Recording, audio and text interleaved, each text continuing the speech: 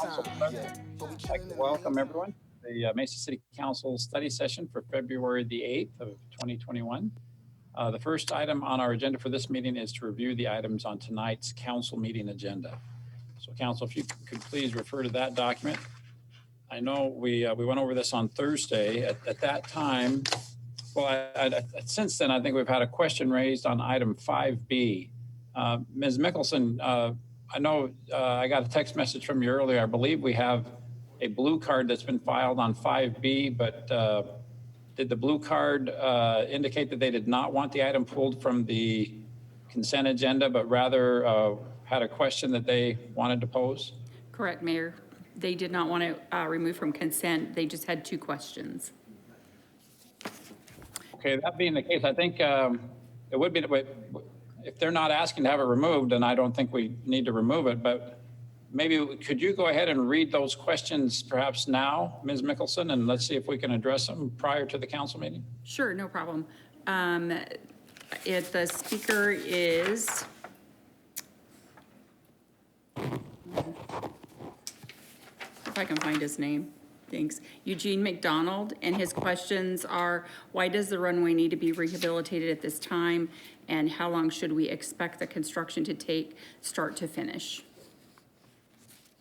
Okay, thank you, Mr. Brady. Does Corrine or someone happen to be there that could respond to those questions? She's sitting here ready for takeoff, Mayor. Just give her a chance. Yeah, so, thank you, Mayor and council members. This particular project is actually part of ADOT's ongoing airport pavement maintenance program that they offer throughout the state of Arizona. Every 3 to 4 years, ADOT performs an evaluation of the primary pavement conditions of airport runways and taxiways throughout the state. And of course, they included Falcon Field in that study. They did determine that in that study that runway 4 right, 22 left at Falcon Field would be eligible for a 1-inch mill and overlay. This is actually a project that they are going to be completing, of course, with our cooperation. They will be using the same contractor that they have hired to complete the other projects around the state at the other airports during this year. Once the project is scheduled and construction begins, the project is expected to take 7 to 10 days to complete. During that time, the north runway, runway 4 left, 22 right, will remain open 24/7 so that aircraft operations can continue to occur at the airport. And Mayor, this mill and overlay is something, RJ does pretty regularly. It's as much as anything is a heavy road, like a road maintenance project, as Yes. opposed to a reconstruct project. So this is just Yes. a good way of keeping up the maintenance on the pavement out there. That's correct. Okay, well, thank you. I think that responds to the questions of the gentleman that pulled the blue card. And I think it is helpful for us all, just to all be reminded that this is ADOT bringing 90% of the funding for this project to the city to help us maintain that resource at the airport. So I certainly feel supportive of the agenda item. Council, any questions on that item? Item 5B, okay, if we leave that on the consent agenda? Okay, thank you. I know, Mr. Brady, also we talked on Thursday about maybe having a staff presentation on 5D, again, on the consent agenda, and I think we all are in favor of this, but just learning more about what we can do to make it easier for businesses to have outdoor seating, particularly during the pandemic. Yes, Mayor, Christine and Heather are here to make that presentation. Thank you. Good afternoon, Mayor and Council. I'm Christine Zalanka, the Development Services Director, and I'd like to introduce Heather Amta. She is our small business assistant and has been working with us on outreaching to small businesses during the pandemic. We were actually here back in June and authorized another resolution that authorized the city manager to temporarily allow modifications to city regulations to encourage restaurants in particular at that time to expand outdoors. We called that the Mesa Al Fresco program under Mesa Cares, and Heather has been our point person on that effort. We came up, or there has been a lot of discussion region-wide on expanding outdoor opportunities to other types of businesses. So what this resolution does, it authorizes the city manager to allow further expansion of other types of businesses, gyms, service industries. They could allow outdoor operations, facilities, possibly waiting areas. So basically what our goal is here, that really working collaboratively with the City of Mesa, our small business community, to encourage safe operations during the pandemic. And this will be in effect until the termination of the mayor's emergency declaration in response to the pandemic. Should you authorize this tonight, our next steps are to continue to do outreach. Heather has established a website, and we put that out there working with economic development, our public information office, to really get the word out there that this opportunity is available. One of the things we're really have been very excited about, and has been a great service, the permit or the approval really is a no cost and about 2 to 4 days turnaround. The emphasis that Heather works with primarily fire prevention on is making sure that the outdoor areas are safe, that they are still ADA accessible. So she actually goes out, works directly with the small businesses to make sure that the location of these outdoor areas are safe, they're designated. The benefits, again, we're hoping that this will be just another way to help support our small businesses and allowing them to continue to be successful as the pandemic continues. And again, the provisions are a temporary suspension of certain provisions. We, as you'll notice, have not limited that because we really, business could come in that we hadn't really thought about. Heather was talking about veterinary operations today. Could, they potentially have the animal areas outside. So we really didn't want to limit the scope of what types of businesses would be available. Just kind of make it open-ended, and we can use best judgment going forward to help those small businesses. We've modeled this on the Mesa Al Fresco program, which was highly successful. The City of Mesa has gotten a tremendous amount of positive notice from how business-friendly that was and how quickly we implemented it, and have had some great success stories with our restaurants, and we're hoping for the same thing with our other businesses in the city. Thank you very much. A couple quick questions come to mind. The Al Fresco program also included some CARES Act funding, to help restaurants with, the furniture or railing or other things that might be involved in expanding outdoor seating. What's the status of that? And now that the CARES Act is expired, are we still offering any financial assistance for the Al Fresco program or this program? Mayor, not at this time. Like you said, we've finalized our reports into the Treasury, so it'd have to be a separate allocation from CARES dollars to do that. Okay, thank you. I'm excited that Heather, that you're here, and that we have a small business liaison that's out helping small business during these challenging times. I'm just wondering, it sounds like you're not trying to limit this. I mean, but we want businesses to be creative, and if they see an opportunity to expand their businesses outside, we want to support it. But is there, what are you doing to market this? I mean, how are we getting the word out on the street? Mayor and council, we have a website now where we're marketing it on there. And then like Christine had said, I've been working with Jay closely, so economic development is also helping us get the word out. We have a lot of contacts through Mesa Cares, and then of course we'll do social media pushes and public press releases. Right, and we Great. have that all queued up to, assuming that this is approved tonight, that we'll start that outreach campaign tomorrow. Very good. Councilmember Spilsbury. Yeah, thanks. I think this is a great program. I was going to ask kind of the same thing that the mayor just did, is how you were going to do the outreach.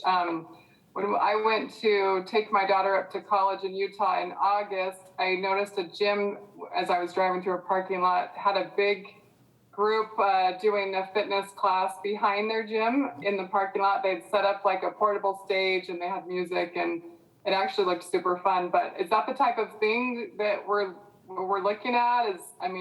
For something like that, a gym could do that sort of activity? Absolutely. In fact, gyms were one of the first businesses that we kind of thought about. In fact, I saw one this weekend that had moved all of the ellipticals and treadmills out to a patio area, which makes perfect sense. I think Nana has some personal experience with gyms offering classes outside in parking lots and things. So yeah, that's a great example. But what we want to make sure is that it's a safe location. We had one example of a yoga studio where the yoga instructor had gone out into kind of a retention area. So yeah, that's absolutely one of the things we're hoping to encourage. Councilmember, thank you, Councilmember Spilsbury. Councilmember Luna. This is a question maybe for Chris Brady. When I used to go to the Red Mountain Recreation Center, we actually, during the cool times, used to do our aerobic classes outside. Is that something we would include as part of our city facilities? I'm sure if we needed to, we could take advantage of that, but Andrew's going to come up and help me out because I'm not sure what the current status is for those programs. So I'll let Andrew try to answer that question. Mayor, Councilmember Luna, right now, Red Mountain Center is doing inside classes for most of their fitness programs. I know the Astra Aging program is doing some of their programming out on the back patio of the Red Mountain Center, but most of what we're offering through our programming is reservation-based and inside. I remember we used to take the spin cycles and then we would line them outside and then we would do spinning classes outside because they have that really nice back patio where it really lends itself for those kind of activities. I know that I miss going and not being able to participate in some of those great classes that were offered there. So perhaps there might be some other classes that may be able to provide outside just for safety's sake and because people like to get together and exercise together. So. But with adequate spacing, I think this could be achieved. Thank you so much, though. I appreciate it. Thank you. Councilmember Heredia. Yes. Question on, I'm not sure if it's the same process, but food trucks, how's this? I know this is more of the inside businesses looking at how do they conduct outside business, but does this change food trucks or does this hamper or encourage food trucks in our city operations? Yeah, food trucks have minimal regulation from the city. There is a process that they need to go through with tax and licensing to make sure they're in compliance with that process. We know we have a few facilities around the city where the food trucks will come periodically, set up and provide that opportunity for people to eat outside and come participate in that. Typically, it's temporary. They come, they set up for an evening and leave. Okay. Thank you. Vice Mayor Duff. Yes, so would this include like park areas or public areas that we have businesses can permit to use them for an event or whatever? So are those permit fees waived as well, or we're talking about on the premise of the business only? Oh, we're just talking here about the premise. City facilities would be a different That would be process. a special event license, so that's because it's more off-site. The idea is to allow them to go out into the right-of-way or the parking lot more adjacent to their building as opposed to relocating and going and having an event in a park. That would be a special events permit for that. Yeah, I actually would Perfect. specify that the location would be generally adjacent to or close by the business, not an off-site type of an operation. Great, thank you for the clarification. All right. Thank you. Council, any other questions about this agenda item? All right. Well, so 5D will remain on the consent agenda, but I just thought we appreciate getting additional information and the outreach. We're on the cusp of the spring in Mesa, Arizona, which is beautiful. So hopefully this will catch on and we'll see more outside business activity. Thank you, Heather and Christine for updating us on that. Great, thank you. Thank you. Council, any other questions or any additional information you'd like regarding anything on our agenda for tonight's meeting? Okay. Seeing none, the next item on our agenda for this meeting, item 2, is to acknowledge receipt of minutes of various boards. I know we have the Economic Development Advisory Board, the Library Advisory Board, and the Housing and Community Development Advisory Board. Is there a motion to that effect? Thank you, Mr. Luna, seconded by Mr. Thompson. We'll do a roll call vote. Councilmember Freeman, how do you vote? Aye. Thank you. Councilmember Spilsbury. Aye. Thank you, Councilmember Heredia. Aye. Thank you, Vice Mayor Duff. Aye. Thank you, Councilmember Luna. Aye. Thank you, Councilmember Thompson. Aye. Thank you. I vote aye as well. That passes unanimously. Next item on our agenda for this meeting is item 3. That's the current event summary and reports on meetings and conferences attended. Council, anything you'd like to share with us? Mr. Luna. Thank you, Mayor. I recently attended the Red Mountain Park Improvement Stakeholders Meeting, where we heard some great updates from our parks and engineering staff on the improvements of and expansions of the soccer, baseball, and softball fields. We also heard updates on the disc gold courses and equestrian trails. The public and those interested in improvements were able to attend and ask questions. So we had a good representation from our athletic community. And I look forward to additional meetings. I think we have one scheduled next month. Oh, actually this month. Again, I attended the White House Intergovernmental Affairs briefing this Thursday as well. And that was enlightening. I also attended an NLC board meeting, orientation meeting on Thursday last week, and we went over our goals and missions for the upcoming year. And then just today I had an interview with local democracy initiatives from the National League of Cities, and we discussed local perspectives on voter engagement successes in the hopes of detailing them in the municipal action guide. That's it, Mayor. Great. Thank you, Mr. Luna. Council, other comments? All right, I know we just went over this on Thursday last week, so that concludes the items on our agenda for this meeting. Item 4 is schedule of future meetings. Mr. Brady, what does our schedule look like? Mayor, just remind the mayor and council that this coming Thursday, we'll be having a study session, but for the sole intent of doing the interviews for municipal court judge, there'll be 4 candidates that you'll be interviewing on Thursday. They will be coming here physically into our conference room here and meeting with the council. So there's 4, and then, so what I think the schedule would be, as you come into the link on Zoom, you'll come into the general study session to begin with, and then we'll move from that general session into an executive session where you'll have an opportunity to meet with each candidate that will be coming here, physically be coming to the lower chambers, and we'll bring them into the room for the council to meet with. Following the council's interview and meeting with each of the candidates, then we have scheduled for the council to return into open session for a discussion and possible direction on placing an item on the agenda for the coming week to appoint municipal court judges. So that's the plan for this coming Thursday. Okay, thank you, Mr. Brady. Council, if there's nothing else on your mind, I'd entertain a motion to adjourn. Thank you, Mr. Freeman, seconded by Ms. Spilsbury. Please unmute and we'll do a voice vote.